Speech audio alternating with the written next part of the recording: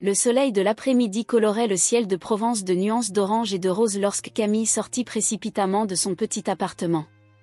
Ses cheveux bruns, attachés en un chignon maladroit, se balançaient tandis qu'elle courait dans les rues pavées de la petite ville du sud de la France. L'odeur de la lavande et du pain frais flotte dans l'air, se mêlant à celle du café qui émane du Café du Soleil, où Camille travaille comme serveuse. À 22 ans, Camille rêve d'une vie au-delà des frontières de cette petite ville pittoresque. Ses yeux verts, toujours agités, semblaient chercher quelque chose à l'horizon. En ouvrant la porte arrière du café, elle soupira en redressant son tablier blanc amidonné. « Camille, tu es encore en retard. » La voix stridente de Madame Rousseau, la patronne du café, résonne dans la cuisine. « Je suis désolée, madame. »« Cela ne se reproduira plus, » répondit Camille machinalement, tout en sachant que cela se reproduirait probablement. Le café était très fréquenté cet après-midi-là. Touristes et habitants se mêlent autour des tables en fer forgé, savourant croissants et café au lait. Camille se déplace habilement entre les tables, prend les commandes et sert avec un sourire répétitif. C'est alors qu'elle le vit pour la première fois. Assis seul à une table dans un coin, un homme élégant observait la scène d'un œil attentif. Ses cheveux gris étaient parfaitement coiffés et son costume bien coupé contrastait avec l'ambiance décontractée du café. Intriguée, Camille s'approcha de la table. « Bonjour, monsieur. Que puis-je vous offrir aujourd'hui ?» L'homme leva la tête et croisa le regard de Camille. Il y avait quelque chose dans son regard, un mélange de sagesse et de mélancolie, qui la fit s'arrêter un instant. « Ah, bonjour, mademoiselle, » répondit-il d'une voix douce et raffinée. « Un café noir, s'il vous plaît. Et peut-être une part de ce délicieux pain au chocolat que j'ai vu dans la vitrine. » Camille sourit, sincèrement cette fois. « Excellent choix, monsieur. Je reviens dans un instant. » Tout en préparant sa commande, Camille ne pouvait s'empêcher de jeter des regards curieux en direction du mystérieux client. Il y avait chez lui quelque chose qui l'intriguait, une aura de sophistication qui ne semblait pas à sa place dans ce café sans prétention. Revenant à la table avec sa commande, Camille ne put résister à la tentation d'engager la conversation. « Vous êtes nouvelle ici ? Je ne me souviens pas vous avoir déjà vu. » L'homme sourit, révélant de profondes rides autour de ses yeux. « Je suis une vieille connaissance de cette ville, en fait. Mais je suis parti depuis longtemps. Je m'appelle Henri. »« Enchanté, monsieur Henri. »« Je suis Camille, » répondit-elle, se sentant étrangement à l'aise avec l'étranger. « Tout le plaisir est pour moi, Camille, » répondit Henri, dont les yeux pétillaient de quelque chose qui ressemblait à de l'amusement. « Je suis sûr que nous aurons l'occasion de nous voir plus souvent par ici. » À ce moment-là, Camille ne se doutait pas que cette rencontre fortuite allait changer le cours de sa vie. Alors qu'elle s'éloigne pour s'occuper d'autres tables, elle ne peut s'empêcher de jeter un coup d'œil à Henri, qui savoure maintenant son café d'un air contemplatif. Les jours passent et Henri devient un habitué du Café du Soleil. Toujours assis à la même table, toujours commandant le même café noir et le même pain au chocolat. Et toujours, invariablement, à échanger quelques mots avec Camille. Camille en apprend peu à peu plus sur Henri. Veuf, âgé de 85 ans, il a passé la majeure partie de sa vie à parcourir le monde en tant que diplomate. Ses histoires fascinaient Camille, qui buvait chaque mot comme s'il s'agissait d'une fenêtre sur un monde qu'elle ne pouvait qu'imaginer. « Tu sais, Camille, » dit Henri un après-midi alors qu'elle débarrassait la table à côté de lui, « la vie est trop courte pour rester coincée au même endroit. Il y a tant de choses à voir, tant de choses à vivre. » Camille s'est arrêtée, serviette à la main, absorbant les mots. Camille marque une pause, serviette en main, absorbant les mots, « Je rêve de voyager un jour, monsieur Henri. » Mais, les choses ne sont pas toujours aussi simples, n'est-ce pas ? Henri la regarde avec compréhension. « Ah, ma chérie, la vie est rarement simple. Mais c'est toujours une aventure, si on est prêt à la vivre. » Ces conversations apparemment décontractées ont semé des graines dans le cœur de Camille. Des graines de rêve, d'ambition, et peut-être, de quelque chose de plus. Au fil des semaines et des mois, l'amitié entre Camille et Henri grandit. Elle se surprend à attendre avec impatience les moments où elle peut lui parler, oubliant momentanément la différence d'âge et l'improbabilité de cette connexion. C'est par un après-midi d'automne, alors que les feuilles dorées dansent sur les rues pavées, que quelque chose a changé. Henri arriva au café plus tard que d'habitude, vêtu d'un costume encore plus élégant que d'habitude. « Camille » l'appelle-t-il dès qu'elle s'approche de sa table. « Voulez-vous dîner avec moi ce soir ? Il y a un merveilleux restaurant à la sortie de la ville que j'aimerais vous faire découvrir. » Le cœur de Camille bondit. S'agissait-il d'une invitation innocente d'une amie plus âgée ou de quelque chose de plus ? Elle hésite un instant, consciente des regards curieux des autres clients. « J'en serais ravie, monsieur Henri, » répondit-elle finalement, un léger rougissement colorant ses joues. Le sourire d'Henri illumine son visage ridé. « Excellent. Je passe te prendre à 8 heures, si tu es d'accord. » Ce soir-là, alors qu'elle se préparait à dîner, Camille se demanda dans quoi elle s'embarquait. Mais il y avait quelque chose chez Henri, sa gentillesse, sa sophistication, qui l'attirait d'une manière qu'elle n'avait jamais connue auparavant. Elle était loin de se douter que ce dîner ne serait que le début d'une relation qui bousculerait les conventions, ferait froncer les sourcils, en fin de compte, lui apprendrait plus sur la vie et l'amour qu'elle n'aurait jamais pu l'imaginer.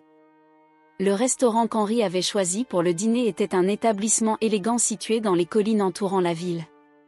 Camille, vêtue de sa plus belle robe, une robe noire simple mais élégante qu'elle portait rarement, se sentit immédiatement mal à l'aise au milieu des lustres de cristal et de l'argenterie étincelante. « Ne t'inquiète pas, ma chérie, » chuchote Henri, conscient de son malaise. « Tu es absolument magnifique ce soir. » Le dîner se déroula comme un rêve. Henri commanda des plats que Camille n'avait jamais goûtés auparavant, expliquant chacun d'entre eux avec le savoir d'un vrai gourmet. Le vin coulait à flots, et avec lui, les histoires d'Henri sur ses voyages autour du monde. « Paris au clair de lune, c'est à couper le souffle, » dit-il, les yeux brillants de souvenirs. Mais rien n'est comparable au coucher de soleil à Santorin. Les maisons blanches contre le ciel flamboyant, c'est comme si le paradis lui-même était descendu sur terre. Camille buvait chaque mot, s'imaginant dans ces lieux exotiques. « Ce doit être merveilleux de pouvoir voyager ainsi, » soupira-t-elle, « je ne connais presque rien au-delà de cette ville. » Henri la regarda tendrement. « Peut-être qu'un jour, je te montrerai ces endroits, Camille. » Son cœur s'emballa à cette idée, même si une partie de son esprit se demandait si c'était vraiment possible, étant donné la différence d'âge entre eux. Ce dîner n'est que le début. Au cours des semaines suivantes, Henri a commencé à se présenter au café avec des cadeaux, d'abord une délicate broche en argent, puis une paire de gants en cuir italien.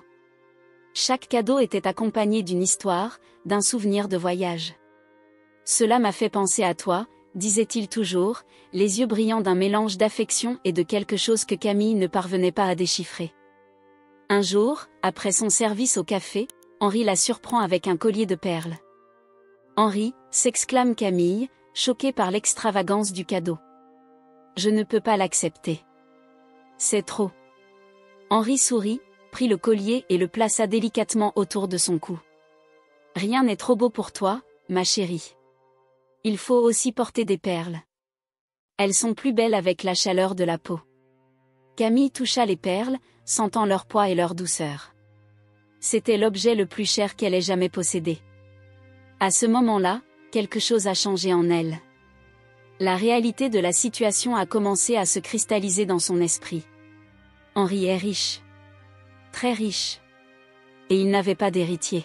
« Merci, Henri, » dit-elle doucement, en se penchant pour embrasser sa joue ridée.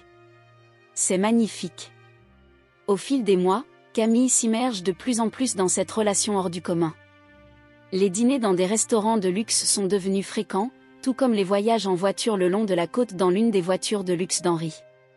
Les habitants de la ville ont commencé à s'en apercevoir, bien sûr. Les chuchotements la suivaient partout où elle allait. « Tu as entendu ? La jeune Camille et le vieux Henri. Honte à vous. Elle pourrait être votre petite fille. Je parie qu'elle ne s'intéresse qu'à son argent. » Camille essaya d'ignorer ces commentaires, mais il la dérangeait plus qu'elle n'aurait voulu l'admettre. Après tout, ils contenaient une vérité désagréable. Bien qu'elle apprécie sincèrement Henri, sa compagnie, ses histoires, sa gentillesse, elle ne peut nier que la perspective d'un avenir financièrement sûr est tentante. Un soir, alors qu'il marche dans le jardin du manoir d'Henri après le dîner, il s'arrête soudainement et se tourne vers elle avec une expression sérieuse.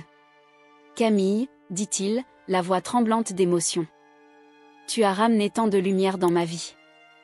Après la mort de ma chère Élise, j'ai cru que je ne ressentirais plus jamais de joie. Mais toi, tu as tout changé. » Camille sentit une boule dans sa gorge. La sincérité des mots d'Henri la touchait profondément, mais elle la faisait aussi se sentir coupable de ses pensées sur son héritage. « Oh, Henri » murmura-t-elle, incapable de trouver les mots justes. Il prit ses mains dans les siennes, ses doigts ridés caressant sa peau douce. « Je sais que les gens parlent. Je sais qu'ils doivent penser que je suis un vieux fou, amoureux d'une jeune femme qui pourrait être ma petite fille. C'est peut-être le cas. Mais ça ne me dérange pas. Tu me rends heureux, Camille. Et j'espère que je te rends heureuse aussi. » Les larmes montent aux yeux de Camille. La culpabilité et l'affection se mélangent dans sa poitrine, créant une émotion confuse et envahissante. « Tu me rends heureuse, Henri. Très heureuse. » Elle ne mentait pas.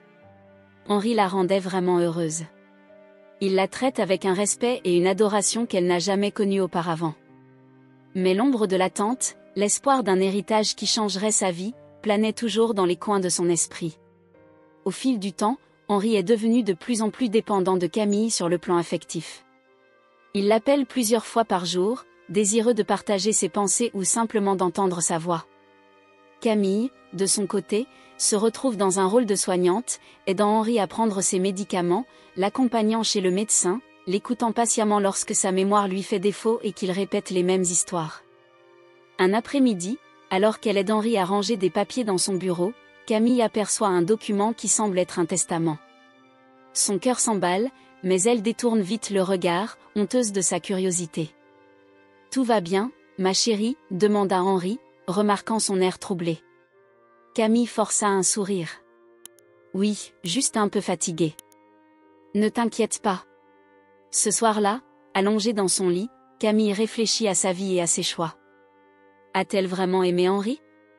Ou se fait-elle des illusions, aveuglée par la possibilité d'une vie de luxe? Et si Henri découvrait ses véritables sentiments? La culpabilité la ronge, mais l'espoir d'un avenir meilleur est trop fort pour être ignoré. Elle était loin de se douter que le destin avait d'autres plans et que sa vie était sur le point de prendre un tournant dramatique. Le jour se lève, gris et froid, comme si le ciel lui-même était en deuil. Camille se réveille avec la sonnerie stridente du téléphone. Sa main tremblante se tendit vers le combiné, un sentiment sombre s'installant dans sa poitrine. « Allô ?» répondit-elle, la voix rauque de sommeil. « Mademoiselle Camille ?» La voix à l'autre bout du fil était grave et formelle. « C'est Monsieur Dubois, l'avocat de Monsieur Henri. J'ai le regret de vous informer qu'il est décédé pendant la nuit. » Le monde de Camille sembla ralentir. Les mots de l'avocat résonnaient dans son esprit, mais elle avait du mal à les assimiler. Henri, mort? Cela semble impossible. La veille seulement, ils avaient dîné ensemble, Henri riant et racontant des histoires comme d'habitude. Comment c'est arrivé? Camille réussit enfin à demander, sa voix dépassant à peine un murmure. Apparemment, il s'agit d'une crise cardiaque survenue dans son sommeil, expliqua Monsieur Dubois. C'était paisible, en tout cas. Camille raccroche le téléphone en état de choc. Les larmes commencent à couler sur ses joues et elle est surprise par l'intensité de sa douleur. Malgré tous ses doutes et ses conflits internes, elle tenait vraiment à Henri. Les jours suivants se sont écoulés dans le flou. Camille participe aux préparatifs des funérailles et reçoit les condoléances des amis et connaissances d'Henri. Beaucoup la regardent avec un mélange de pitié et de suspicion, s'interrogeant probablement sur son rôle dans la vie du défunt. Le jour de l'enterrement, l'église est bondée.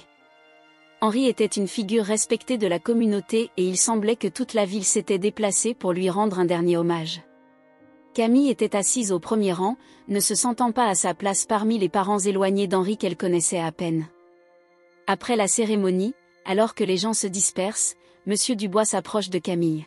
« Mademoiselle, dit-il doucement, le testament de Monsieur Henri sera lu demain à 14h à sa résidence.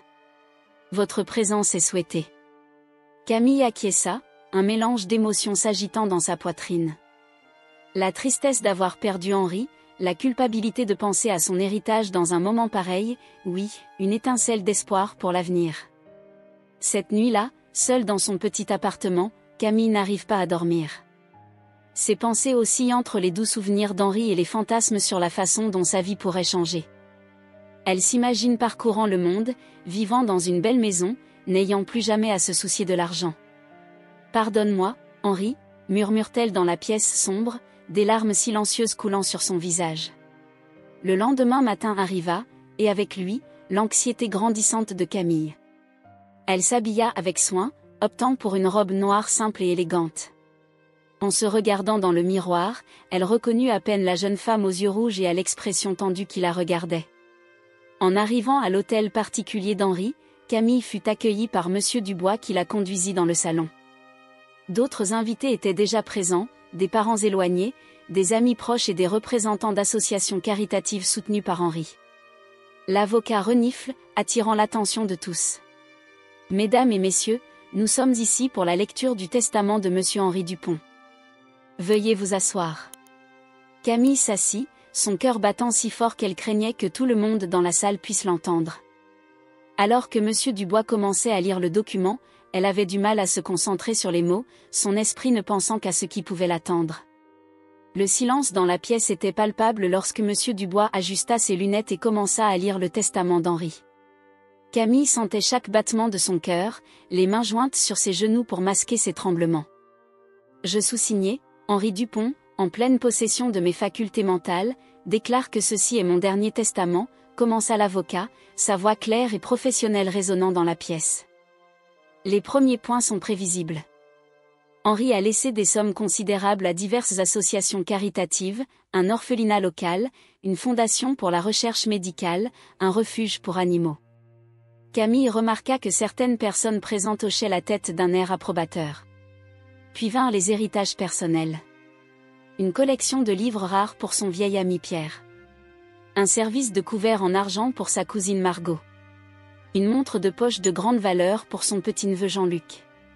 Camille écoutait tout avec un mélange d'impatience et d'appréhension.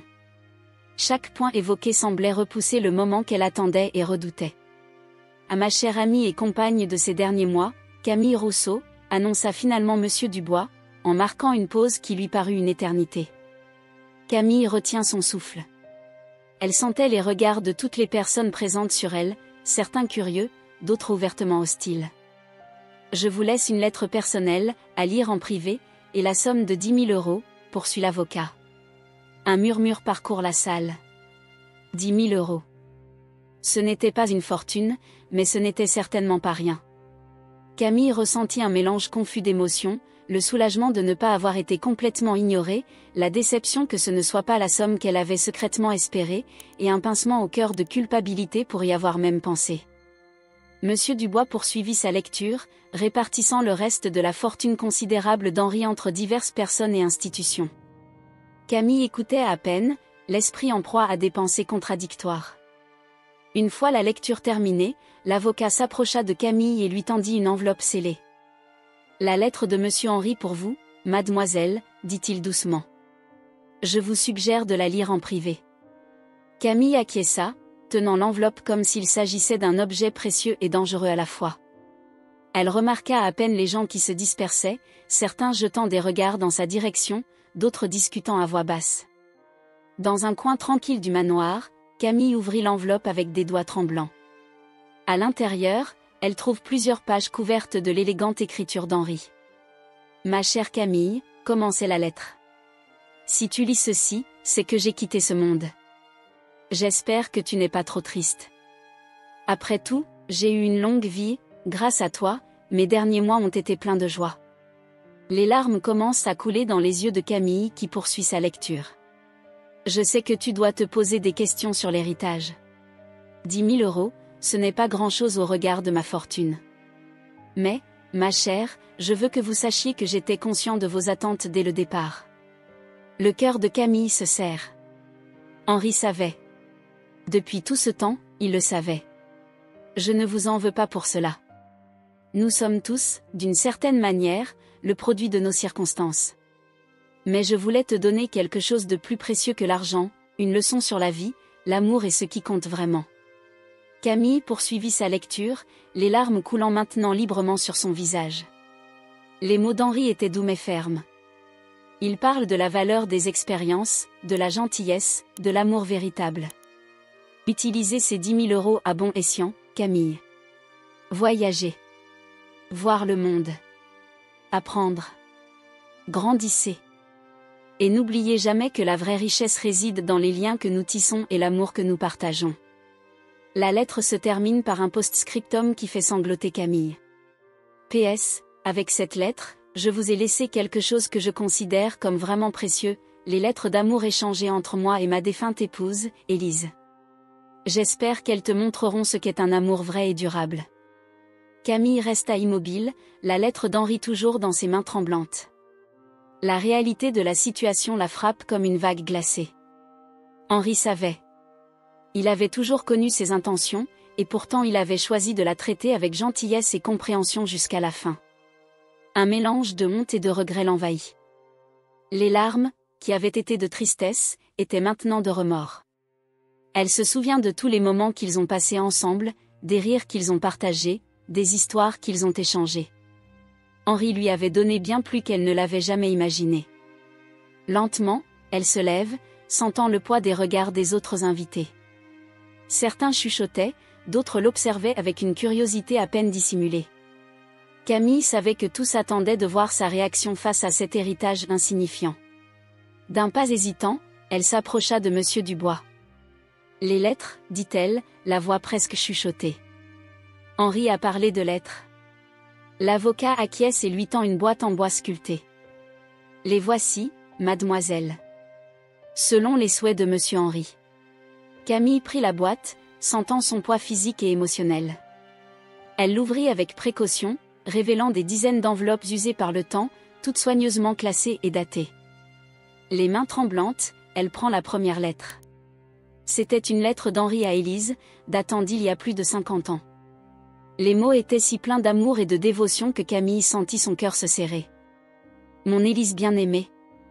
Chaque jour passé loin de toi est une éternité. Tes lettres sont mon seul réconfort dans cette solitude. Quand je ferme les yeux, je vois ton sourire, je sens la douceur de ta main. Je te promets que dès que cette mission diplomatique sera terminée, je retournerai dans tes bras.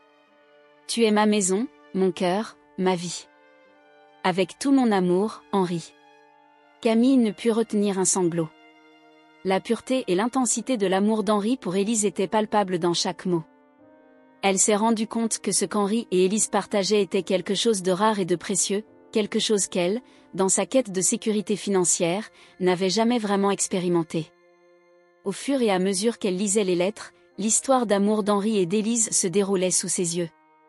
Des décennies de dévouement, au-delà des distances, des difficultés et de l'épreuve du temps. C'était un témoignage d'amour véritable, quelque chose que l'argent ne pourrait jamais acheter. La honte de Camille grandissait à chaque lettre qu'elle lisait. Elle pense à la façon dont elle est entrée dans la vie d'Henri, non par amour, mais par intérêt. Et pourtant, il l'avait traitée avec gentillesse et générosité jusqu'à la fin. Perdue dans ses pensées et ses émotions, Camille remarqua à peine que ses genoux cédèrent. Elle s'effondra sur le sol, tenant toujours les cartes, en sanglotant ouvertement. Les autres invités, qui avaient auparavant chuchoté et spéculé, observaient maintenant en silence, certains avec pitié, d'autres avec une compréhension tardive. Monsieur Dubois s'approcha et posa une main douce sur l'épaule de Camille. « Mademoiselle, vous allez bien ?» Camille a levé les yeux, le visage baigné de larmes. « Je ne mérite pas ça, » murmure-t-elle. Henri était si bon, si généreux. Et moi, je ne pensais qu'à moi. L'avocat sourit doucement. Monsieur Henri savait exactement ce qu'il faisait, mademoiselle. Il pensait que vous en tireriez une leçon précieuse. Camille acquiesça, essuyant ses larmes. Elle regarde les lettres dans ses mains, la boîte pleine de souvenirs et d'amour. À ce moment-là, elle a réalisé qu'Henri lui avait donné quelque chose de bien plus précieux qu'un quelconque héritage financier. Il lui avait donné une chance de grandir, d'apprendre, de devenir une meilleure personne. Camille s'est alors promis de ne pas gâcher cette chance. Dans les jours qui suivirent la lecture du testament, Camille se retrouva dans un tourbillon d'émotions. La petite ville qui lui avait semblé étouffante la regardait maintenant avec des regards de jugement et des chuchotements à peine dissimulés. Elle ressent le poids des attentes frustrées, non seulement des autres, mais surtout d'elle-même.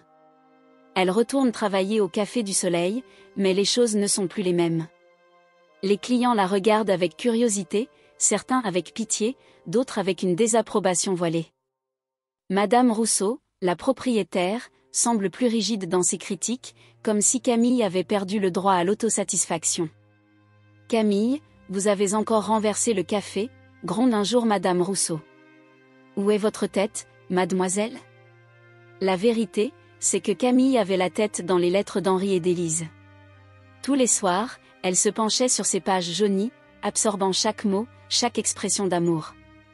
Elle avait l'impression de lire un roman, mais un roman vécu, plein de hauts et de bas, de défis relevés ensemble. Un soir, elle tombe sur une lettre particulièrement touchante. « Mon cher Henri. Aujourd'hui, en regardant nos petits-enfants jouer dans le jardin, j'ai pensé à notre voyage. Vous souvenez-vous quand nous étions jeunes et que le monde nous paraissait si grand et si effrayant ? Regardez-nous maintenant. Nous avons construit une vie ensemble, une famille, un héritage d'amour. Chaque défi que nous avons relevé, chaque obstacle que nous avons surmonté, n'a fait que renforcer notre lien. Tu es et tu seras toujours le grand amour de ma vie. Éternellement vôtre, Élise. » Les larmes coulent sur le visage de Camille.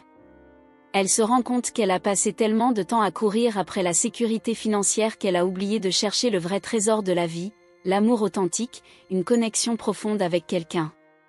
Inspirée par les lettres et déterminée à honorer la mémoire d'Henri, Camille a pris une décision.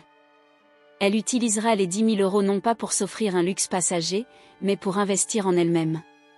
Elle s'inscrit à un cours de littérature à l'université locale et commence à économiser en vue d'un voyage, pas un voyage de luxe, mais un voyage de découverte de soi. Au fil des mois, les habitants de la ville ont commencé à remarquer un changement chez Camille. Elle marchait avec plus d'assurance, souriait plus facilement et ses yeux brillaient d'une nouvelle lumière, la lumière de la détermination et de la compréhension. Un jour, alors qu'elle servait un café à un groupe de touristes, elle entendit quelque chose qui la fit s'arrêter. « On dit que cette serveuse était la maîtresse d'un vieil homme riche », murmure une femme. Mais il ne lui a rien laissé dans son testament. Avant que Camille ne puisse réagir, l'un des clients habituels, un homme âgé, intervient. « Vous ne savez pas de quoi vous parlez », dit-il fermement. Cette jeune femme a reçu quelque chose de bien plus précieux que de l'argent. Elle a reçu une leçon de vie, et regardez-la maintenant. Elle s'épanouit. Camille a ressenti une vague de gratitude. Elle se rend compte que même si le jugement des autres peut être douloureux, l'opinion qui compte vraiment, c'est la sienne. Ce soir-là, assise dans son petit appartement, Camille prend une feuille de papier et commence à écrire. « Cher Henri, tu es parti, mais l'impact que tu as eu sur ma vie est toujours présent. Grâce à tes lettres avec Élise, tu m'as appris le véritable sens de l'amour. Par ta gentillesse et ta sagesse, tu m'as montré qu'il y a plus dans la vie que les possessions matérielles. Je promets d'honorer ta mémoire en menant une vie bien remplie, en recherchant des liens authentiques et en valorisant toujours l'amour par-dessus tout. Avec une gratitude éternelle, Camille. » Pliant soigneusement la lettre, Camille la plaça dans la boîte avec les lettres d'Henri et d'Élise.